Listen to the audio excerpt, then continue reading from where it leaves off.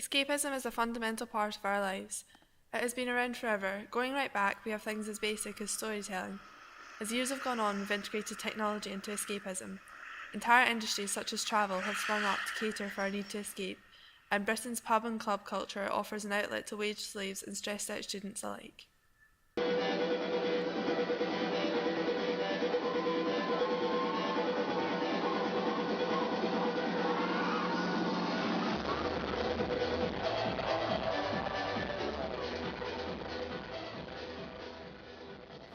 Recordings of sounds and imagery, such as radio and photography, were an important step in aiding the simulation of transportation to another place within our imagination. Moving pictures introduced the element of time, and cinema created a more immersive experience. The method of escapism we've chosen to focus on is gaming, as it's now a huge part of our society. We wish to explore the social impact of entertainment technology on our lives. To begin the investigation, we visited the storytelling group to look at a more traditional form of escapism, where they offer their own views on the effect of technology on society. Traditional storytelling has got depth, it's got patina.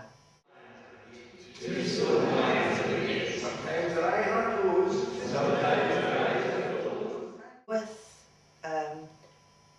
digital technology, it's got to do with money. And in it, because it's got to do with money, there's constant change. So you're not looking at the philosophical part of it at all. What you're doing is you're going for the new. What do we do about this wild thing we've got now in our possession, which is kind of taking control of us? We're not developing any spirituality. Where your imagination, your creativity is being constricted about how many people you can shoot.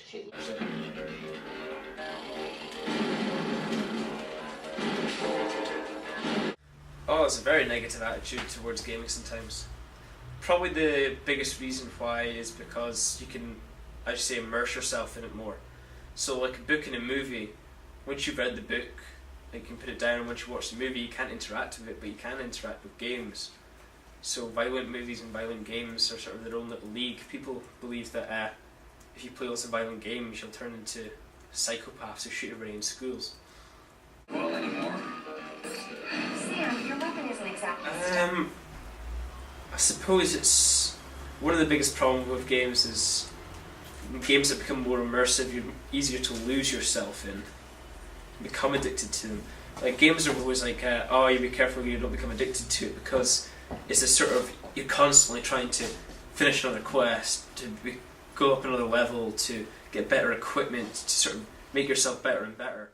Second Life is an online virtual world where users interact with each other through their avatars. Is that you, Tom? Yeah, how do you like my avatar? You look awful. I heard that people do get into the role-playing and customization of their online characters. Yeah, but that costs money. That's why I'm wearing no clothes. Well then, why don't you get yourself a virtual job? Are you joking? Who wants to spend their free time working for fake money? People do make money from it by creating and trading virtual property and services. Businesses have conferences here to save money, and universities do virtual lectures. Speaking of services, I heard about a third of them are accounted for by virtual casinos, virtual escorts and virtual strip clubs. So, can you see yourself living here then? Well, you're supposed to be able to go anywhere and do anything here, but compared to the real world, it seems quite restricted. Anyway, I'd love to stay and chat, but I've got some more Second Life research to do. Adios.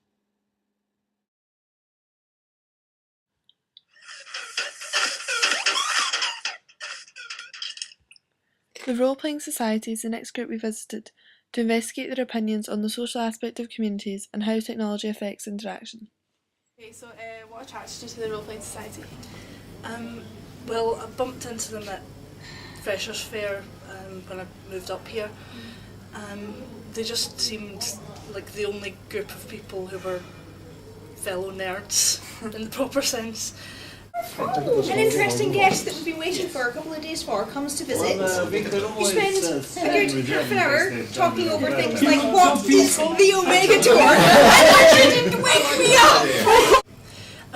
a negative attitude towards role playing as a whole. Yeah, but I don't think it's role playing itself. It's more. Yeah. Although there are people that aren't familiar with it, you have to spend a few awkward minutes explaining what it is. Like, yes, we play games with dice. It's a bit sad.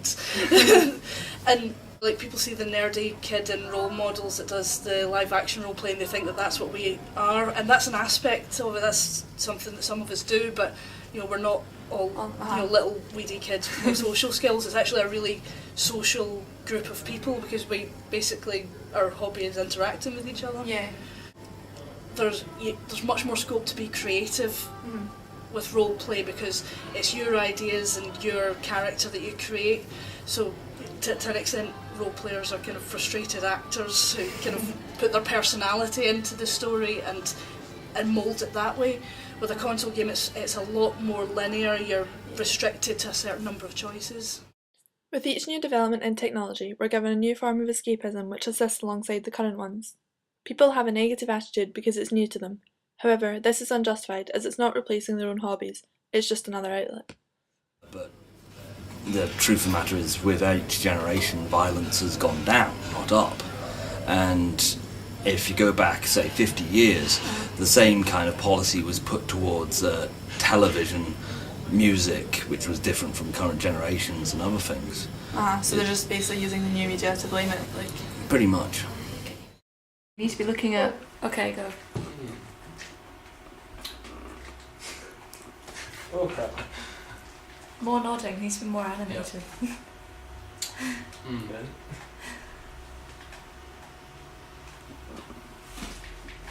Oh crap, that's not good.